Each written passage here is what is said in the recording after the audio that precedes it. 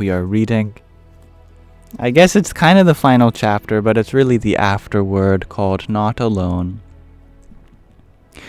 The mischievous sunlight streaming in from the large windows danced off the white couches and the even whiter floor tiles. Yet I felt dark and gloomy on the inside.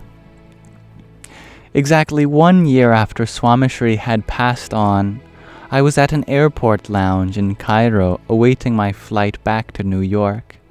A part of me was looking forward to autumn in the city, Broadway shows, warm cappuccinos on a park bench, disappointing October playoff baseball with the Yankees, and a walk on a nippy night by the Hudson River.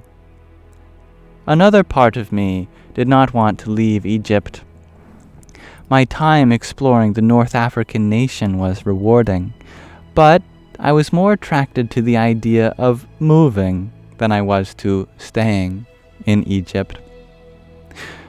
My time exploring the North African nation. Did I just read that sentence? I did.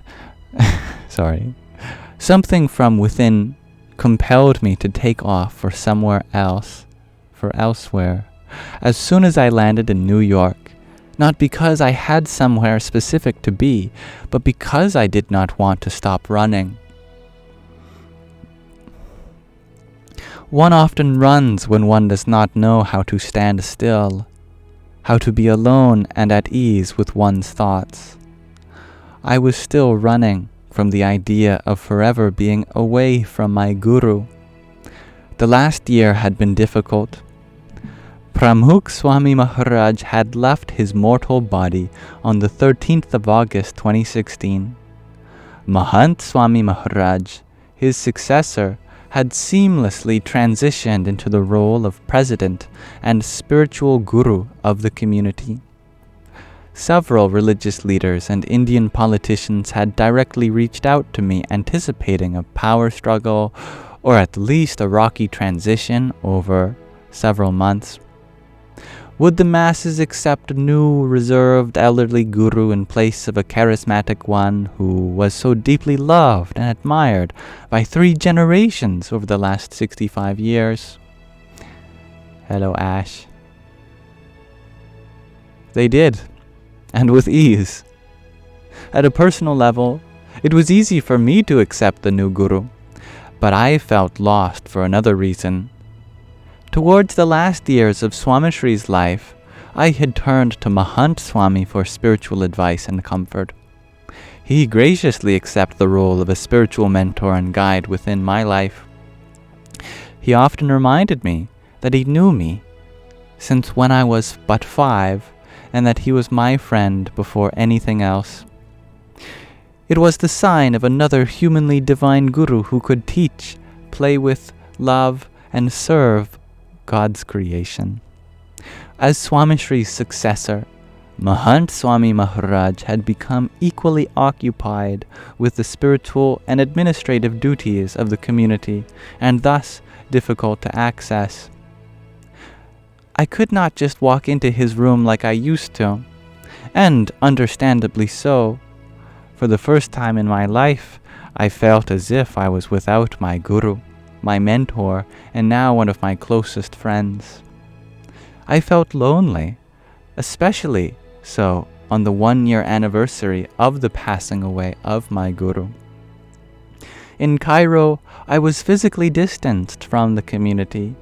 I was not with bhaktas or sadhus, devotees and monks, which made the loneliness all the more pronounced. I was not with anyone who even knew of Pramukh Swami Maharaj. Or so I thought. Every time I felt alone and distanced from my guru, I watched an 8-minute video titled Timeless Tribute, dedicated to Pramukh Swami Maharaj. I found solace in watching the different ways in which he interacted with the divine through its creation. I experienced an entire gamut of emotions. I could smile, reflect, laugh, and cry, all at once. A few minutes into the video, my smile turned into a soft sob, and I began to cry. I tried to wipe my tears and regain my composure, but it was useless. I was, however, conscious of watching a video of a saffron-clad Hindu monk and crying my heart out in an unfamiliar, predominantly Islamic country. I did not want to offend or attract too much attention.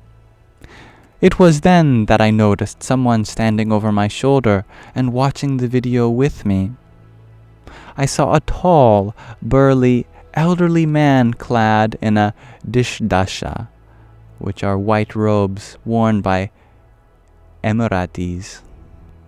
He was bent over, squinting his eyes and staring at my phone. He had tears in his eyes too. By now, the entire lounge was staring at the both of us, wiping our eyes together. "I am sorry, sir. Is this bothering you? I can watch it later." The elderly sheikh put his hands on my shoulder and asked if he could sit with me. "Son, I remember meeting this fakir," which means ascetic, sadhu, once in Sharjah in 1985. He was visiting the home of one of my neighbors and business associates.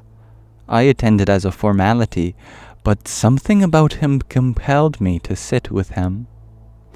He did not just seem Hindu or Indian to me. Something about his aura rose above our differences. He asked if I prayed 5 times a day. He also asked about my family, business, and my marriage. I was going through a rough patch with my wife and asked him what to do. His brief and straightforward advice saved my marriage and my children's future. "Sheikh Sahib, treat and respect to others as you would like to be treated. Forgive their mistakes just in the way you would like to have yours forgiven. Al-Malik, God, lives within all of us, including your wife." His advice spoke to me because it seemed as if he lived it. I promised myself that I would put in the effort to make my marriage work. I spoke to my wife that night about my meeting with the fakir. Though she never met him face to face, we both feel his presence with us on good days and bad days. I was surprised. Swamishri was in this Emirati sheikh's heart and home too.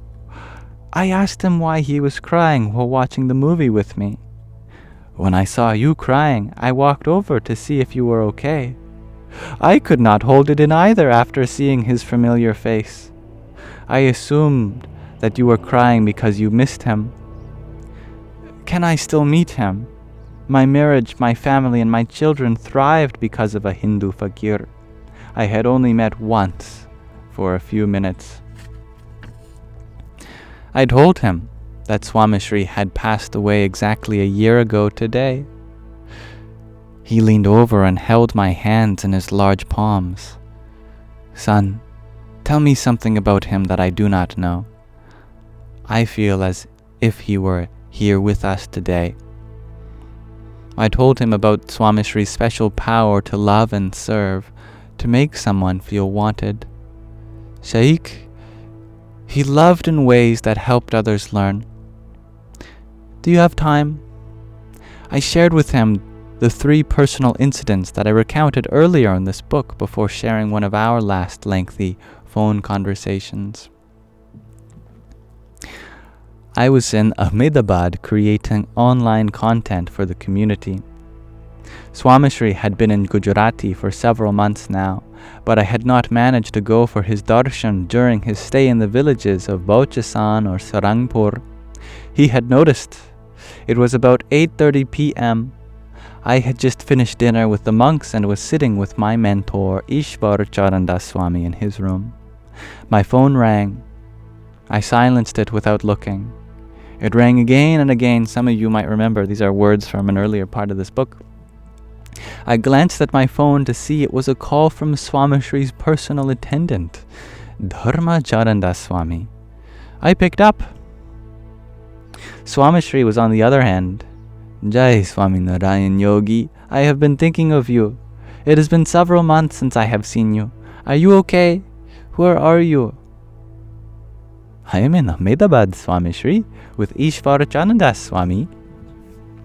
Swamishri continued. Ishwar Swami was in Balochistan a few days ago for the Guru Purnima festival. When I did not see you with them, I realized that I needed to call you. Ahmedabad is not that far from Balochistan or Sarangpur.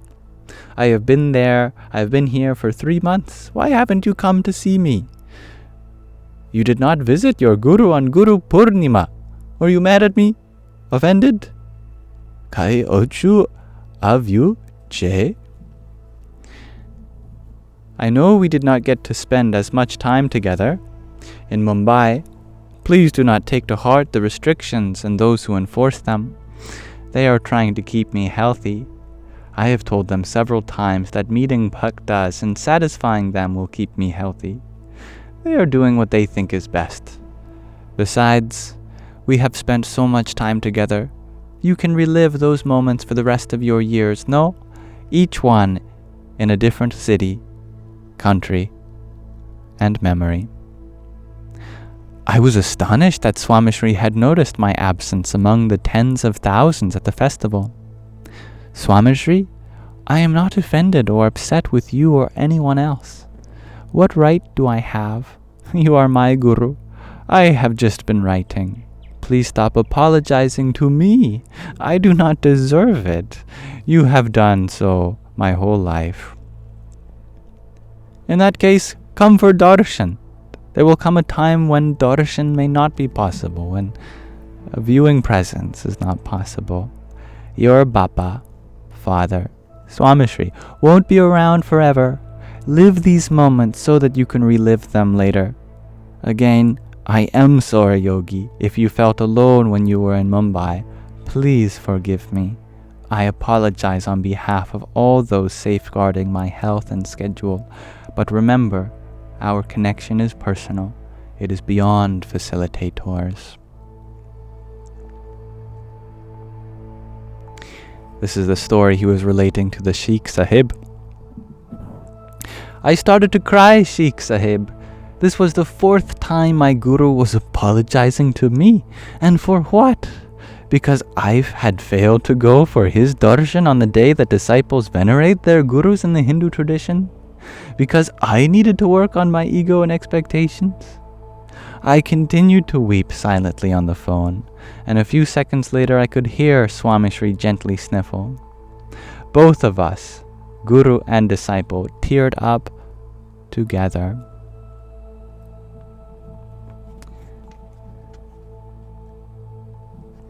Let's pause our reading of In Love at Ease for now.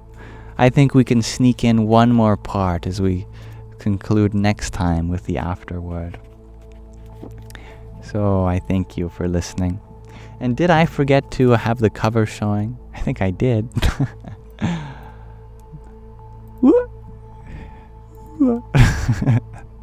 Okay, it has come and it has gone.